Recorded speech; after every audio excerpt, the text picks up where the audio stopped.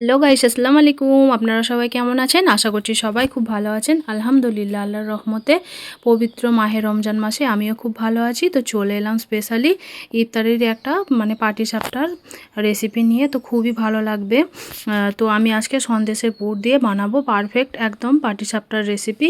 তো আপনাদের কাছে কেমন লাগে অবশ্যই কিন্তু কমেন্টের মাধ্যমে জানাবেন। খুবই সহজ এবং একদমই ঘরোয়া স্টাইলের আমি পাটিসাপটা বানাবো। তো তার জন্য প্রথম থেকে লাস্ট পর্যন্ত দেখার অনুরোধ রইল। তো অবশ্যই স্কিপ না করে পুরোটা দেখবেন, খুবই সহজে বানিয়ে ফেলতে পারবেন। তো যারা একদমই পারফেক্টলি একটা পাটিসাপটার রেসিপি চাইছেন তারা কিন্তু এই রেসিপিটা ফলো করতে পারেন, একদম দুর্দান্ত হবে। তো দেখুন, প্রথমে আমি নিয়ে নিয়েছি আলো চালের গুঁড়ি 1 বাটি, তারপর নিয়ে নিয়েছি ময়দা 1 বাটি, হাফ বাটি নিয়ে নিয়েছি এখানে সুজি।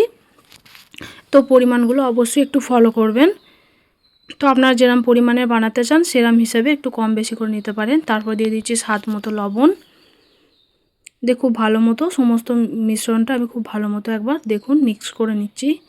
সুজিটা দেওয়ার কারণে খুবই সফট হয়। তো এখানে আমি নিয়ে নিয়েছি এক কাপ মতো দুধ। তো আপনারা যে কোনো লিকুইড দুধ বা গুঁড়া দুধগুলোও ব্যবহার করতে পারেন। তো আমি এখানে লিকুইড দুধ নিয়েছি। তো আমি খুব ভালো মতো গোলাটাকে রেডি করে নেব। পুরো গোলাটাই দুধ দিয়ে রেডি করতে হবে, এতে খেতে খুবই ভালো লাগবে।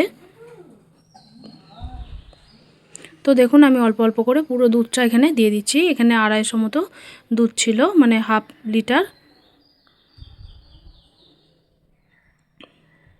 500-র একটু কম ছিল দুধটা। তো আমি অনেকটা পরিমাণেরই বানাতে চাই, তার জন্য আমি এতটা দুধ ব্যবহার করেছি। ঘনত্বটা ঠিক এরকম রাখতে হবে। তো এটা আমি 4 থেকে 5 মিনিট মতো রেস্টে রাখবো সুজিটা ভিজার জন্য। তো ততক্ষণ আমি সন্দেশের পুরটা রেডি করে নেব। তার জন্য দেখুন, আমি এটা ঢাকনা বন্ধ করে রেখে দেবো 4 থেকে 5 মিনিট। ঢাকনা বন্ধ করে রেখে দেবো রেস্টে। তো পুরটা বানানোর জন্য আমি এখানে একটা ফ্রাই প্যান বসিয়ে দিচ্ছি। দিয়ে খুব ভালো মতো আমি গরম করে নেব।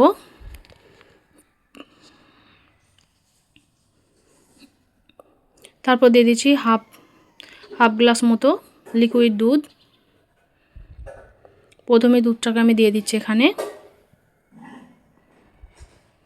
তারপরে দিয়ে দেবো আমি এখানে 1 বাটি মতো পাটালি। তো পাটালিগুলোকে আমি একটু ছোট ছোট করে টুকরো করে নিয়েছি। তো আপনারা মিষ্টির পরিমাণটা আপনাদের টেস্ট অনুযায়ী আপনারা দেবেন। আমি এখানে চিনি ব্যবহার করব না, তার জন্য আমি পাটালি ব্যবহার করছি। তারপর দেখুন, এখানে আমি সন্দেশ নিয়ে নিয়েছি 250 মতো সন্দেশ আমি এখানে দিয়ে দিচ্ছি দুধের মধ্যে।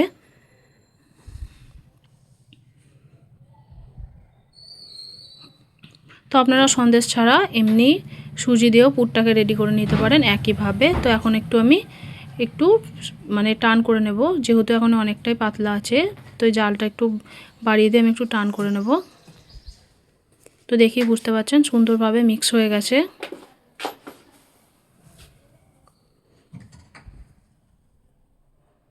সুন্দরভাবে মিক্স হয়ে গেছে। তো আস্তে আস্তে দেখুন অনেকটা পরিমাণেরই টান হয়ে গেছে। তো অবশ্যই শিরাটা সন্দেশের পুরটা একদমই পারফেক্ট বানাতে হবে। খুব বেশি টান করলেও চলবে না, আবার খুব বেশি পাতলা হলেও কিন্তু ভালো লাগবে না। তো দেখুন, এটা ঠান্ডা হয়ে যাবার পর আরও কিছুটা টেনে নেবে, আরও কিছুটা গাঢ় হয়ে যাবে। তো আমি দেখুন পাটিসাপটার জন্য এখানে একটা ফ্রাই প্যান বসিয়ে দিচ্ছি। তো সুজিটা ফুলে দেখুন ডবল হয়ে গেছে, অনেকটা সফট হয়ে গেছে গোলাটা, দেখেই বুঝতে পারছেন। তো আমি এখানে অল্প করে একটু সাদা তেল দিয়ে দিচ্ছি প্রথমেই। তো আপনারা ব্রাশের সাহায্যেও দিতে পারেন। তো আমি অল্প অল্প করে চামচে করে দিয়ে দিচ্ছি।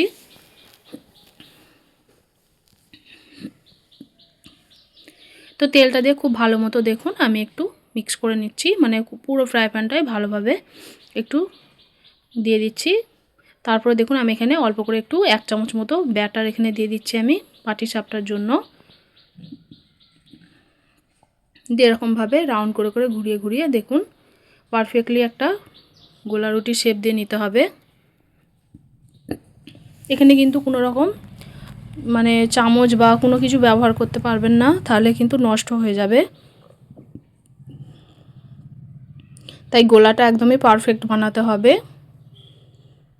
তো দেখুন কত সুন্দর কি সুন্দর ফুলে উঠেছে, দেখেই বুঝতে পারছেন। সুজি দেওয়ার কারণে অনেকটা পর্যন্ত সফট থাকবে আর খেতে খুবই ভালো লাগবে। তো দেখুন, আমি এরকমভাবে একটু পুর দিয়ে দিচ্ছি সন্দেশের এক সাইড করে।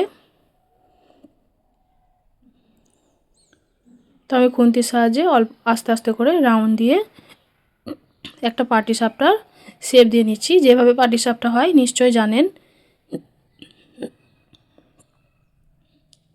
তো দেখুন একদমই আলতো হাতে এটাকে করতে হবে, খুব বেশি চাপ দেওয়া যাবে না, তাহলে কিন্তু ছিঁড়ে যেতে পারে। তো দেখুন সুন্দরভাবে একটা আমার পাটিসাপটা রেডি হয়ে গেল।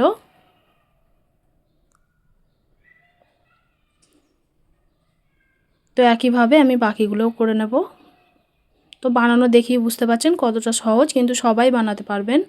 নতুন যারা রান্না শিখছেন, পারফেক্ট একটা পাটিসাপটা রেসিপি চাইছেন, তারা অবশ্যই কিন্তু ফলো করবেন। আর রেসিপিটা যদি ভালো লাগে অবশ্যই লাইক কমেন্ট শেয়ার করবেন। আর এরকম সুন্দর সুন্দর রেসিপিগুলো পাওয়ার জন্য অল নোটিফিকেশানটাকে অন করে রাখতে হবে, আর অবশ্যই সাবস্ক্রাইব করে রাখতে হবে।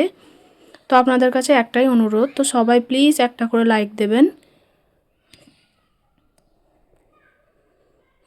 তো দেখুন একইভাবে আমি বাকিগুলো একইভাবে সন্দেশের পুর দিয়ে রেডি করে নেব। তো পুরটা কেমনভাবে দিতে হবে দেখি নিশ্চয়ই বুঝতে পারছেন। একদম এক সাইডে দিতে হবে আর রোল করে করে শেপ দিয়ে নিতে হবে। তো দেখুন এইভাবে সমস্ত পাটিসাপটাগুলোকে আমি রেডি করে নেব। কোনো রকম কিন্তু পুড়েও যাচ্ছে না, আর কোনো রকম কিন্তু দেখুন চিপকেও যাচ্ছে না, সুন্দরভাবে রেডি হয়ে যাচ্ছে আমাদের পারফেক্টলি সন্দেশের পাটিসাপটা। তো আপনারা ইফতারেও এরকম বানাতে পারেন, খুবই ভালো লাগবে খেতে। সব সময় ভাজা পোড়াই খাওয়া হয়, তো একবার এই রেসিপিটা ফলো করেও দেখতে পারেন, খুবই ভালো লাগবে। কোনো রকম শরীরের কোনো ক্ষতিও হবে না।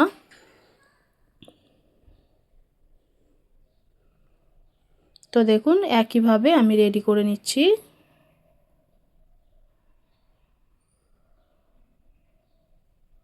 তো একইভাবে দেখুন সন্দেশের পুর দিয়ে দিচ্ছি। তো এটা বানানো কতটা সহজ দেখে নিশ্চয়ই বুঝতে পারছেন। আর আপনারা কেমন ধরনের পাটিসাপটার রেসিপি চাইছেন অবশ্যই কিন্তু কমেন্টের মাধ্যমে জানাবেন, আমি অবশ্যই দেওয়ার চেষ্টা করব।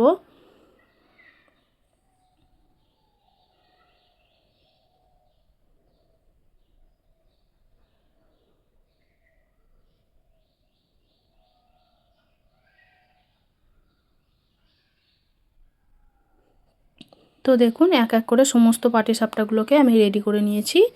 তো দেখুন আপনাদের সঙ্গে আমি শেয়ার করছি কেমন লাগছে দেখতে। দেখতে যতটা সুন্দর লাগছে খেতে কিন্তু তার থেকেও অনেক সুন্দর। তো আপনাদের কাছে কেমন লেগেছে অবশ্যই কিন্তু কমেন্টের মাধ্যমে জানাবেন। লাইক করবেন, শেয়ার করবেন। রেসিপিটা যদি ভালো লাগে অবশ্যই বন্ধুবান্ধব বা আত্মীয় স্বজনদের মাঝে শেয়ার করে দেবেন। সুস্থ থাকবেন, ভালো থাকবেন। আল্লাহ হাফেজ।